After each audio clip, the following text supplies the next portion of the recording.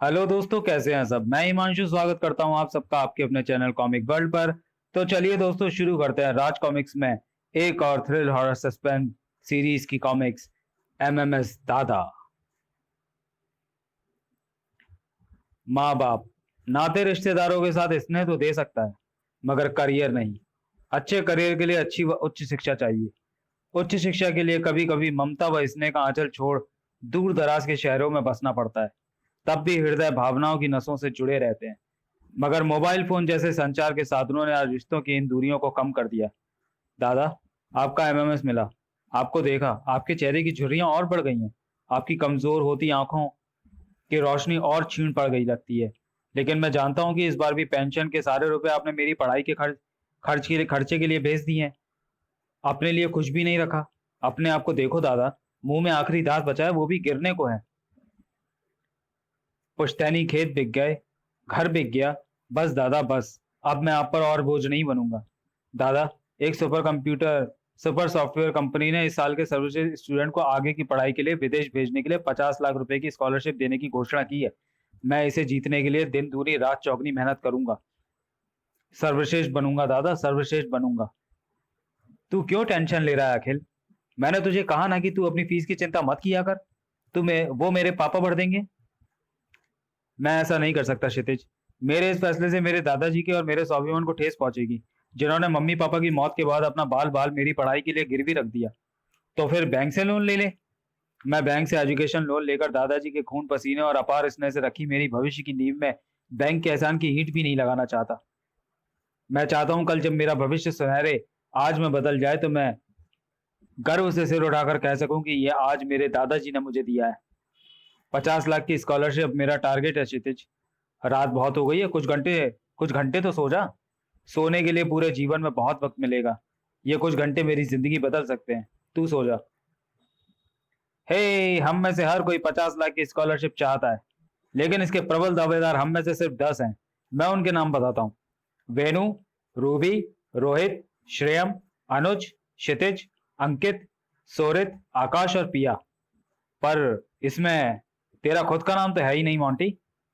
अरे मेरे बाप के पास है ना 50 करोड़। इसमें एक नाम और लिख लो। एक नाम और किसका? अरे मेरे रूम पार्टनर, उसी एमएमएस दादा के पोते अखिल का। वो कब से टॉपर की लिस्ट में आ गया? जब से उसका दिमाग अपने एमएमएस दादा की भावनाओं के साथ जुड़ गया है।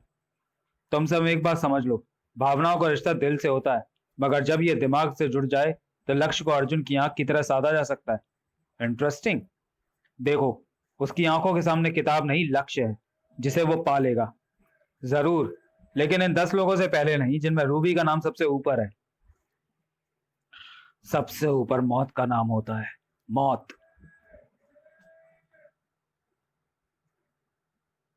जिंदगी की हर खुशी का अंत, जिंदगी के हर दुख का अंत मौत। मौत जिसके आगे हर ज्ञान विज्ञान और समझदारी व्यर्थ है। मौत जो हमेशा अजनबी रहती है, क्योंकि उसे कोई जानना नहीं चाहता, देखना नहीं चाहता, सोचना नहीं चाहता। चलो, मौत से रूबरू होते हैं।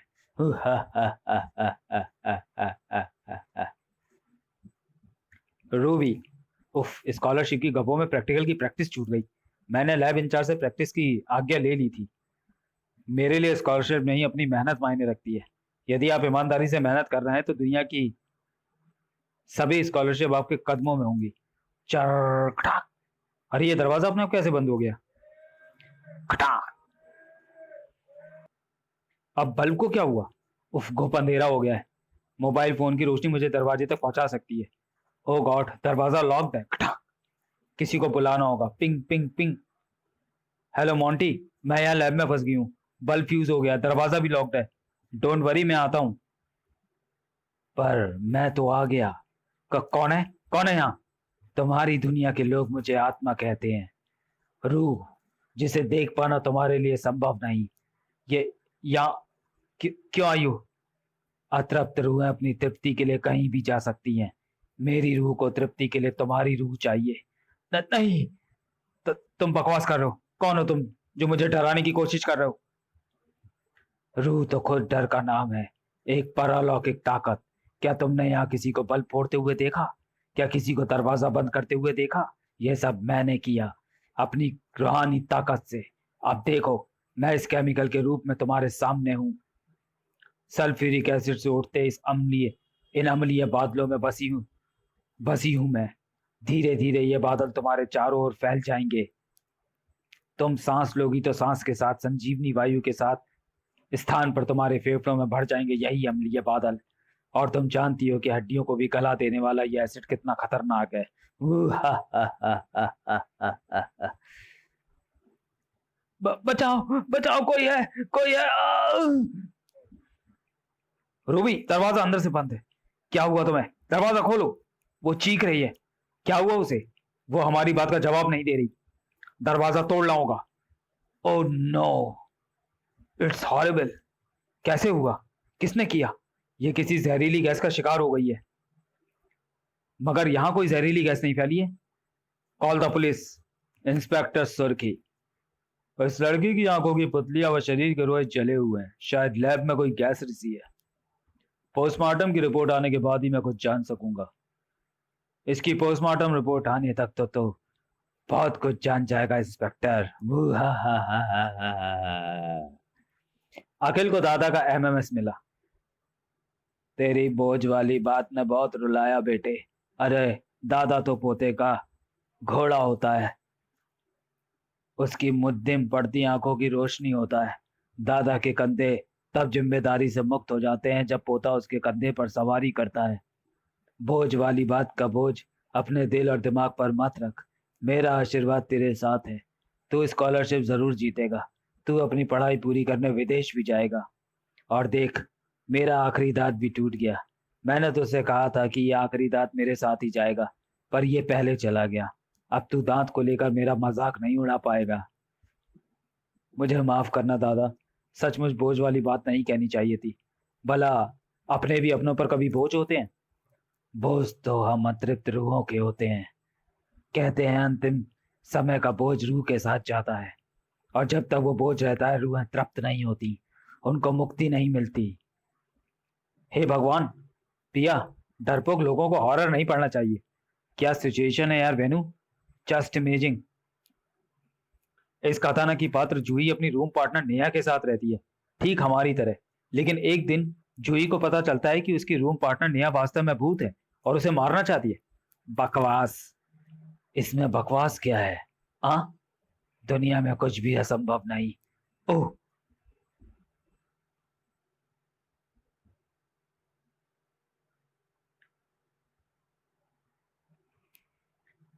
अब तुझे क्या हुआ? तेरी किताब क्यों हाथों से छूट रही है? नींद का झटका लगा होगा। जब ये 50 लाख की स्कॉलरशिप की घोषणा हुई है तब से तू हर स्टूडेंट पढ़ाई का कीड़ा बन गया है, और नींद के मारे ऐसे झटके खा रहा है। पर मुझे देखो, मुझे कोई फिक्र नहीं है। तू जानती है रूबी की मौत के बाद इस स्कॉलरशिप की सबसे बड़ी दावेदार तू बन गई है। तू जानती है रूबी की मौत के बाद इस स्कॉलरशिप की सबसे बड़ी दावेदार तू बन गई है। ले कॉफी ले। सोने से पहले कॉफी पीने की बुरी आदत हो गई है। थैंक्स। वेनु यार, कल तू नींद की गोलियों की शीशी लाई थी। एक टैबलेट मुझे दे दे। 2 दिन से 2-2 घंटे ही सो पा रही हूँ। आज मैं 6 से 8 घंटे सोना चाहती हूँ। आज तो लंबी नींद सोएगी। क्या मतलब है तेरा? मेरा मतलब है, मेरी तरह नींद की गोलियों की आदत मत डाल। कॉफी पीकर सोने की कोशिश कर, तुझे लंबी व गहरी नींद आएगी। नहीं, मुझे रिस्क नहीं लेना। हफ्ते में एक दिन में 8 घंटे सोना चाहती हूँ। मैं खुद ले लेती हूँ। कहाँ रखी है वो शीशी तूने? हाँ, ये रही। उफ, लाइफ में कितना स्ट्रगल है नींद के लिए भी। पर ये तो खाली है। सारी गोलियां कहाँ गई? शीशी में ही तो थी। मगर ये तो खाली है। आधे घंटे पहले तो मैंने भरी देखी थी। एक गोली बिस्तर पर गिरी हुई है। बाकी कहाँ है? तेरा कॉफी का कप अभी तक पूरा भरा हुआ है। तुझे तो ठंडी कॉफी अच्छी नहीं लगती। तेरा ध्यान कहाँ है? बाकी गोलियां कहाँ हैं? पता नहीं, तू कॉफी पी, वो बिल्कुल ठंडी हो जाएगी। कॉफी? हाँ हाँ, पीती हूँ। कुत्ते की तरह क्या सूंघ रही है? हाँ हाँ, पी रही हूँ। अजीब सा स्वाद है। ये रोज जैसा नहीं है। कप की तलहटी में ये सफेद पाउडर जैसा क्या जमा हुआ है जो चम्मच के साथ बाहर आ गया है? ये कॉफी पाउडर नहीं हो सकता। ओ गॉड, ये नींद की गोलियां हो सकती हैं। तुमने बिस्तर पर बैठकर कॉफी थर्मस से कपों में डाली थी। तुमने नींद की सारी गोलियां मेरे कप में डाल दी। उसी समय एक वहीं बिस्तर पर गिर गई। तुमने ऐसा क्यों किया?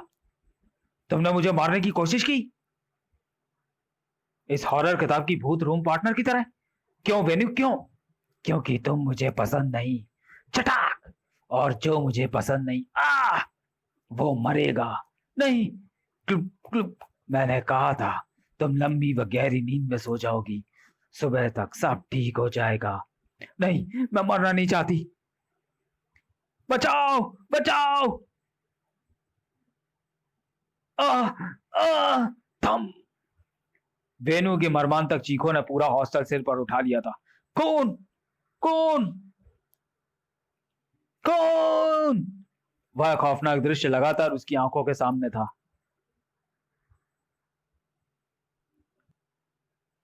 वह खौफनाक दृश्य लगातार उसकी आंखों के सामने था। पिया मर गई, पिया मर गई। इंस्पेक्टर सुर्खी की आंखों की सुर्खी पड़ रही थी। 2 रातों में 2 होनहार छात्रों की दर्दनाक मौत।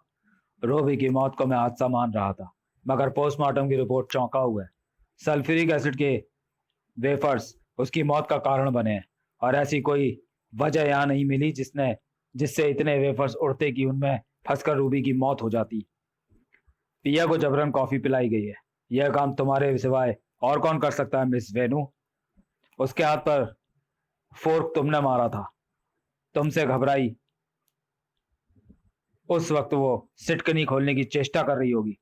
उसी समय कॉफी में घोली गई नींद की गोलियां अपना असर दिखाने लगी होंगी।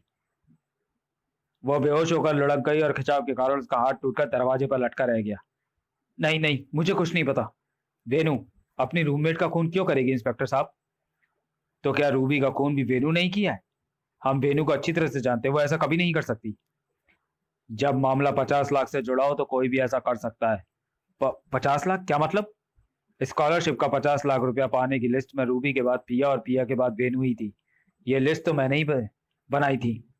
सॉरी मिस वेनु, शक की बिना, पर मैं तुम्हें अरेस्ट कर रहा हूँ।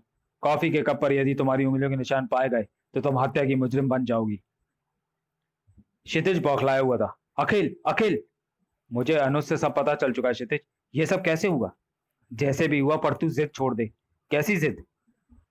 50 लाख की स्कॉलरशिप पाने की जिद। इंस्पेक्टर सुर्की को शक है कि ये दोनों खून इसी लालच में हुए हैं। इंस्पेक्टर ने तो वेनु को अरेस्ट कर लिया है, मगर सब जानते हैं कि वेनु किसी का खून नहीं कर सकती।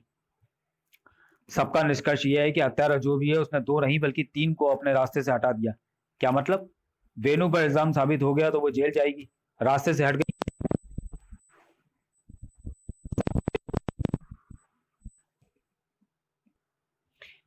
मॉन्टी ने मेरिट लिस्ट बनाकर सबकी चांद सुखा दी, लेकिन इस लिस्ट में मेरा नंबर तो कहीं भी नहीं है। मगर तू फिर भी कोशिश तो कर रहा है ना? कहीं ये कोशिश तुझे महंगी ना पड़े। कोशिश नहीं छोड़ सकता। ये कोशिश मेरे दादाजी का सपना है, उनकी कोशिशों और मेहनतों का परिणाम है। मैं कोशिश नहीं छोड़ सकता। रोहित ने सबको कैंटीन में बुलाया था। मुझे ये लिफाफा मिला है। मेरे रूममेट शिरेश को भी ऐसा ही लिफाफा मिला है। ये तो हमें भी मिला है। मेरी लिस्ट के मुताबिक अब तुम सातों की स्कॉलरशिप के लिए अव्वल हो। सबसे पहले तो मैं यही बात पता करना चाहता हूँ कि ये लिफाफे हम में से किस किस को मिला है। कहीं ये उसी हत्यारे की कोशिश तो नहीं? एक लिफाफा खोलकर देखना होगा। मैं खोलता हूँ। इसमें एक और वैसा ही लिफाफा है और ये कागज है। मैं इसे पढ़ता हूँ। लिफाफे भेजे हैं 7। बंद लिफाफों में एक मौत है, 6 जिंदगी। देखें किसे क्या मिलता है। इस दूसरे लिफाफे को भी खोलता हूँ।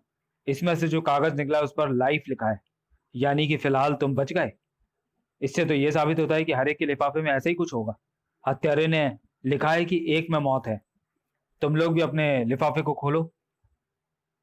लेकिन हम में से किसी एक लिफाफे में मौत का पर्चा होगा तो उसके साथ वो हत्यारा क्या करेगा? हम उसे कुछ करने नहीं देंगे। कम से कम हमें पता तो होगा कि हत्यारा का अगला निशाना कौन बनने वाला है। मोंटी ठीक कहता है। तुम लोग बारी बारी से अपने अपने लिफाफे खोलो। अनुज, अब तू खोल। ठीक है। इस पर भी लाइफ लिखा है। श्रेयस, तू भी खोल अपना लिफाफा। इस पर भी लाइफ लिखा है। मेरे पर भी, मेरे पर भी, और मेरे पर्चे पर भी। यानी कि अब बचा सिर्फ मैं। मेरे लिफाफे में मौत लिखा होगा। दीक्षित, उसे खोलो तो सही। नहीं, मैं इसे नहीं खोलूंगा। मैं इस मनहूस हॉस्टल में नहीं रहूंगा। दीक्षित रुको। जब तक वो हत्यारा पकड़ा नहीं जाता मैं यहाँ पर वापस नहीं लौटूंगा। रुको दीक्षित, आगे सीढ़ियां हैं, संभल कर, हम पुलिस की मदद लेंगे। दीक्षित का पांव सीढ़ी पर पड़ा ही नहीं। उफ। फर्श से टकराकर दीक्षित की खोपड़ी चकनाचूर हो गई थी। दीक्षित! आह! क्या हुआ? क्या हुआ? दीक्षित नहीं रहा मोंटी। मैं उसे यही बताने आ रहा था कि उसके लिफाफे में जो पर्चा निकला है उस पर भी लाइफ लिखा है। Oh no! इसका मतलब यह है कि हत्यारा खेल खेल रहा था। वो वास्तव में बिल्कुल जैसा चाहता था वैसे ही हुआ है। अगर किसी को पता हो कि उसके लिफाफे में मौत लिखा हो तो वो उसे नहीं खोलेगा और घबरा कर कोई ऐसा उल्टा सीधा काम करेगा जिसका परिणाम भयंकर ही होगा। ये दुर्घटना नहीं है, ये भी मर्डर है। मुझे डरपोक लोग पसंद नहीं। लिफाफा खोल कर दुख देख लेता तो कम से कम आज की रात और जी लेता। दादा को पोते का एक और एमएमएस मिला था। दादा, टीवी पर हॉस्टल के बारे में तरह तरह की खबरें फैल रही हैं। लोगों से तुम्हें भी ऐसी खबरों का पता चल सकता है, मगर घबराना नहीं दादा। जैसे मैं नहीं घबरा रहा, मुश्किलों से ना घबराने की प्रेरणा भी तो तुमने ही दी है।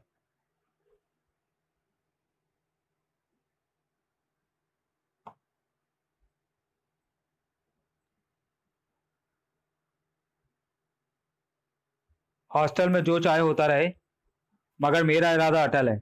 कल से एग्जाम शुरू हो रहे हैं दादा, जल्दी ही सबको चौंका दूंगा। दादा, स्कॉलरशिप मुझे ही मिलेगी। अच्छा एमएमएस दादा, पढ़ाई के वक्त में से थोड़ा वक्त निकाला था, बहुत पढ़ना है। कुछ कहना हो तो एमएमएस भेज देना और अपना ध्यान रखना। फॉरेंसिक रिपोर्ट में फॉर्क और फॉरेंसिक रिपोर्ट में फॉर्क और कॉफी के कप पर वेनू के उंगलियों के निशान मिलने ही थे। अब तुम बताओ कि तुमने उसे क्यों मारा? मैंने उसे नहीं मारा। उसे उस रहस्यमय आवाज के मालिक ने मारा जिसने मुझसे कहा था इसमें बकवास क्या है। वेनू बताती चली गई। मैं सच कह रही हूँ। उस आवाज के बाद का घटनाक्रम मेरी आंखों से गायब है। उसके बाद मैंने पिया की लाश ही देखी। मैंने उसे कॉफी कप दी, मैंने खुद भी कप पी। मुझे कुछ याद नहीं। वो मेरे बहन की तरह थी। इंस्पेक्टर साहब, अगर आपने मुझे हत्यारी समझा तो असली हत्यारा छूट जाएगा। सर, हॉस्टल में दीक्षित नाम का एक और लड़का मारा गया है। क्या? वेनू को छोड़ दो। इंस्पेक्टर सुर्की ने लिफाफों में से लिफाफों में से निकले उन पन्नों को अपनी कस्टडी में ले लिया। किसने भेजे ये लिफाफे? मुझे तुम लोगों की हैंडराइटिंग के नमूने चाहिए। अगली शाम। आकाश, वो पत्र तुमने ही अपने दोस्तों को लिखे थे?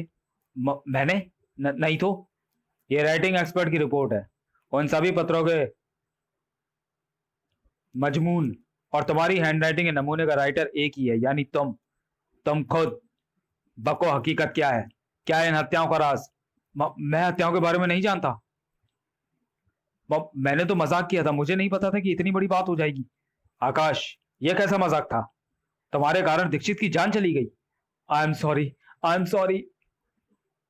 तुमने एक घटिया मजाक किया था आकेश। आकाश, उफ, मैं समझ नहीं पा रहा हूं कि तुम्हें कसूरवार समझूं या मैं कसूरवार हूं।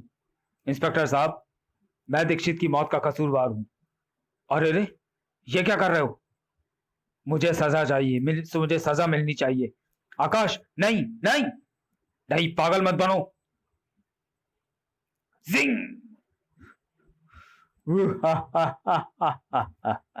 मुझे ऐसे मजाक बिल्कुल पसंद नहीं। नहीं, ये सजा नहीं, ये चौथा कत्ल है, चौथा खून। आकाश, हत्यारे का मकसद यही है, एक एक करके सबको रास्ते से हटाना। आकाश, डोंट डोंट। कोई मौत के रास्ते में हो तो उसे रास्ते से हटाना ही होता है। इंस्पेक्टर सुर्खी की आंखों की सुर्खी और बढ़ गई थी। सर, इस बार फिर लिफाफे मिले हैं और हम सबको हम इन्हें आपके सामने खोलना चाहते हैं। ये अच्छा किया, एक एक करके खोलो। वैसे मैं जानता हूं कि मौत की पर्ची किसके लिफाफे में निकलेगी। मेरी पर्ची पर लिखा है आज नहीं, मतलब आज मौत नहीं। मेरे पर भी यही लिखा है। मैं खोलता हूं, वही लिखा है आज नहीं। बची वेनू, मैं तुम्हें पूरी सुरक्षा दूंगा। मगर सर, अभी उसने लिफाफा नहीं खोला है, कहीं पहले की तरह इस बार भी। मैं खोलती हूँ। इस पर लिखा है आज ही। इस बार लिफाफे हत्यारे नहीं भेजे हैं। अखिल? अखिल क्या? उसे भी तो लिफाफा मिला होगा।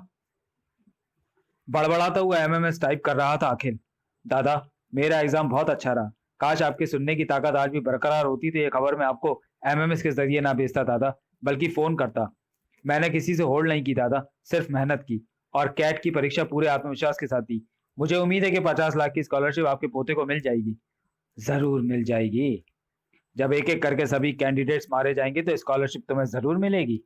ये आप क्या कह रहे हैं? अखिल, हम सबको एक एक लिफाफा मिला है, तुम्हें भी मिला होगा। मुझे ऐसा कोई लिफाफा नहीं मिला, पर हम सबको मिला है। उस रहस्यमय हत्यारे ने इस बार वेणु को मारने की बात लिखी है। देखो, ये रहा वेणु का पर्चा। वेणु कहाँ है? अरे अभी तो साथ थी, हमारे साथ ही थी, कहाँ गई? ओ गॉड, हत्यारे ने आज उसे अपना निशाना बनाने की बात कही थी। वेणु कहाँ हो तुम? वेणु, वेणु, रुको, उफ नहीं। वो देखो, वहां छत पर, वो तो वेणु ही है। वो छत की मुंडेर पर चढ़ी क्या कर रही है? वो कूदना चाहती है, उसे रोको। उफ, मुझसे चूक हो गई। मुझे उसे अपनी निगाह से दूर नहीं रखना चाहिए था। वो वहां मुंडेर पर नहीं है। वेणु, उफ, वेणु कूद गई। यह हत्या है या आत्महत्या? मगर उसके पास आत्महत्या की कोई वजह नहीं थी। यह हत्या नहीं है, आत्महत्या भी नहीं है, फिर क्या है? लॉकअप के छूटने के बाद वो रिलैक्स थी। ये सब हो क्या रहा है? इंस्पेक्टर साहब, मैं अपने गांव जाना चाहता हूं। तुम डर गए हो, लेकिन मैं तुम पर शक नहीं कर रहा। मौतों का सिलसिला रहस्यमय है। मैं डरा नहीं हूं। मैं फिर भी जाना चाहता हूं। मैं आपके साथ जाना चाहता हूं सर, मेरे साथ। मगर तुम मुझे वहां क्यों ले जाना चाहते हो, ये मैं अभी नहीं बता सकता। मेरा गांव आ गया है, ये मेरा घर है। दादाजी, दादाजी, मैं आ गया दादाजी। ये क्या? ये ताला किसने लगाया? हरी चाचा, मेरे दादाजी कहाँ गए? अखिल बेटा, तुम्हारे दादाजी वो तो 6 महीने पहले गुजर गए। क्या? नहीं, ये नहीं हो सकता। कल तक दादाजी से मेरी एमएमएस के जरिए बात हो रही थी। आज मैंने उन्हें जानबूझकर इन्फॉर्म नहीं किया ताकि सरप्राइज दे सकूं। ये कैसे हो सकता है? उन्हें मरे हुए 6 महीने बीत चुके हैं, गांव का हर आदमी जानता है। तो फिर एमएमएस पर दादाजी कैसे दिख रहे हैं? आप देख सकते हैं। हाँ, इसमें लगातार आने वाले एमएमएस के रिकॉर्ड हैं। ताला तोड़ा गया। दादाजी को मैंने जो मोबाइल दिया था वो यही है। इसमें से एमएमएस की इससे इसमें से एमएमएस किए गए हैं। उफ, मुझे किसी ने बताया क्यों नहीं? तुम्हारे दादाजी ने सौगंध दी थी ताकि तुम्हें पढ़ाई छोड़कर बीच में ना आना पड़े। उफ दादाजी, ये आपने क्या किया? इंस्पेक्टर साहब, मैं आपको इसलिए यहाँ लाया था। कांपते अक्षरों में लिखी ये हैंडराइटिंग मेरे दादाजी की है। आज ही। दादाजी, आपने ऐसा क्यों किया? अपने पोते को स्कॉलरशिप दिलाने के लिए आपने मेरे निर्दोष दोस्तों की जान ली। ऐसा क्यों किया आपने? ऐसा क्यों किया?